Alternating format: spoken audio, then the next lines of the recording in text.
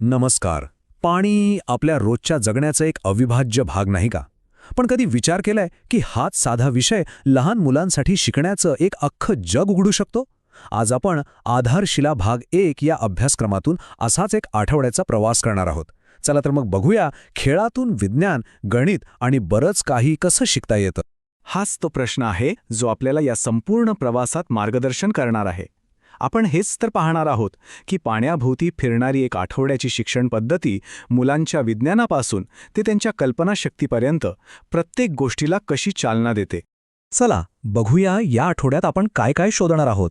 आपण सुरुवात करणार आहोत काही मूलभूत संकल्पनांपासून, मग हळूहळू वळूया आवाज, स्पर्श आणि मोजमापाकडे. त्यानंतर सर्जनशीलतेला वाव देऊ आणि सगळ्यात शेवटी हेच शिक्षण घरापर्यंत कसं पोचवता येईल हेही पाहू. चला तर आपल्या प्रवासाला सुरुवात करूया. आठवड्याच्या पहिल्या 2 दिवसात आपण बघणार आहोत की मुलांचं शिक्षण कसं त्यांच्या डोळ्यांना दिसणाऱ्या आणि हाताला जाणवणाऱ्या गोष्टींपासूनच सुरू होतं. तर आठवड्याची सुरुवात होते एका सोप्या पण खूपच रंजक वैज्ञानिक प्रयोगाने, आणि तो म्हणजे विरघळणे.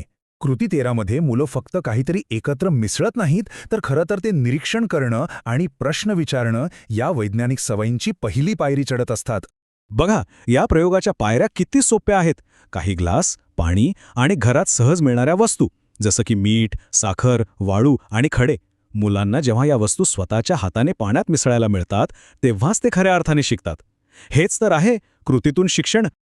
आणि या प्रयोगाचा निकाल तर अगदी स्पष्ट आहे. मीठ आणि साखर पाण्यात गायब होतात, म्हणजे ते विरघळतात. तर खडे आणि वाळू मात्र तसेच राहतात.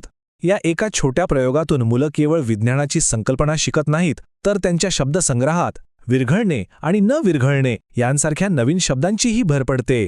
सोमवारच्या प्रयोगानंतर मंगळवार घेऊन येतो रंगांची जादू. अहो, इथेही विज्ञानच आहे, पण मुलांसाठी हा एका जादुई अनुभवापेक्षा कमी नाहीये खरंच. कृती 14 मध्ये मुलं फक्त रंग मिसळत नाहीत, तर ते एक महत्त्वाचा वैज्ञानिक नियम शिकत आहेत. कार्य-कारण-भाव म्हणजे काय, तर लाल आणि पिवळा रंग एकत्र केल्यावर केशरीच तयार होणार. हा शोध त्यांच्यासाठी एखाद्या चमत्कारासारखा असतो, आणि याच शोधातून त्यांच्या वैज्ञानिक विचारांची पायाभरणी होते. चला, आता आपण आठवड्याच्या मध्यावर पोहोचलो आहोत. इथून पुढे शिकण्याचा प्रवास केवळ डोळ्यांपुरता मर्यादित राहत नाही बरं का. आता तो कान, स्पर्श आणि गणिताच्या गमतीजमतींकडे वळतो. बुधवारी एक शांत आणि तितकाच महत्त्वाचा खेळ घेतला जातो. मुलांना डोळे बंद करून त्यांच्या आजूबाजूचे आवाज ओळखायला सांगितले जातात. कृती 36 मधून त्यांची ऐकण्याची क्षमता तर वाढतेच, पण त्यासोबतच आपल्या सभोवतालच्या जगाबद्दलची त्यांची जागरूकताही वाढते. आहा, मोजमाप शिकवण्याची ही पद्धत किती सुंदर आहे पहा. बुधवारी मुलं आपल्या हाताच्या वितीने किंवा पावलांनी अंतर मोजायला शिकतात, आणि मग गुरुवारी त्यांना मोजपट्टी आणि वजन काटा यांसारख्या प्रमाणित साधनांची ओळख करून दिली जाते. म्हणजे आधी स्वतःच्या शरीराचा वापर आणि मग वैज्ञानिक साधनांचा. किती सहज आणि सोपा प्रवास आहे हा. जड आणि हलके हे शब्द मुलांना केवळ सांगून कसे कळणार, नाही का? त्यासाठी त्यांना तो अनुभव द्यावा लागतो. कृती 11.3 मध्ये मुलं जेव्हा एक दगड आणि एक पान स्वतःच्या हातात उचलतात तेव्हा त्यांना वजनातील फरक खऱ्या अर्थाने जाणवतो. हेच आहे शारीरिक आणि संवेदनात्मक शिक्षण. तर आठवड्याच्या शेवटी आपण जे काही शिकलो त्याला आता सर्जनशीलतेची आणि खऱ्या जगाची जोड देण्याची वेळ आली आहे. चला पाहूया हे कसं घडतं ते. शुक्रवार हा मुलांच्या कल्पनाशक्तीला आणि त्यांच्या संवेदनांना पूर्ण वाव देणारा दिवस असतो. ते चित्र पाहून स्वतःच्या गोष्टी तयार करतात.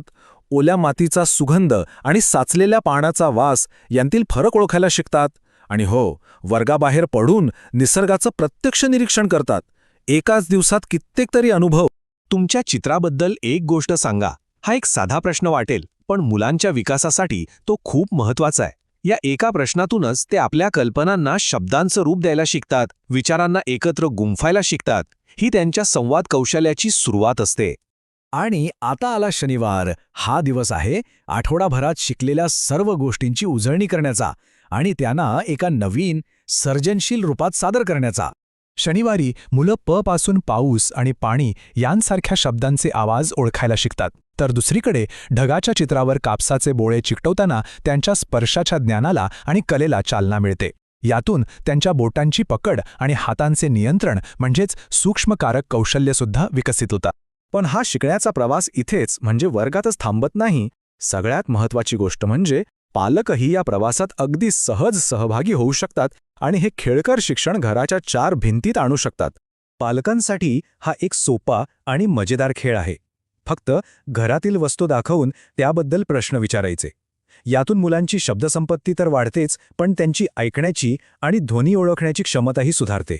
या सोप्या पायऱ्या वापरून आजच हा खेळ मुलांसोबत खेळता येईल. आणि हो, रंगांची जादू घरीही करता येते. वर्गात केलेला रंग मिसळण्याचा प्रयोग घरी पुन्हा एकदा करून पहा. या अशा छोट्या छोट्या प्रयोगांमधूनच मुलांमध्ये विज्ञानाची आणि नवनवीन गोष्टी शोधण्याची आवड निर्माण होते. तर मग आज आपण आणि आपल्या आयुष्यातील एखादे लहान मूल एकत्र मिळून कोणते छोटे चमत्कार शोधणार आहोत? कारण शिकण्यासाठी मोठ्या प्रयोगशाळेची गरज नसते. गरज असते ती फक्त थोड्या उत्सुकतेची आणि एकत्र घालवलेल्या वेळेची.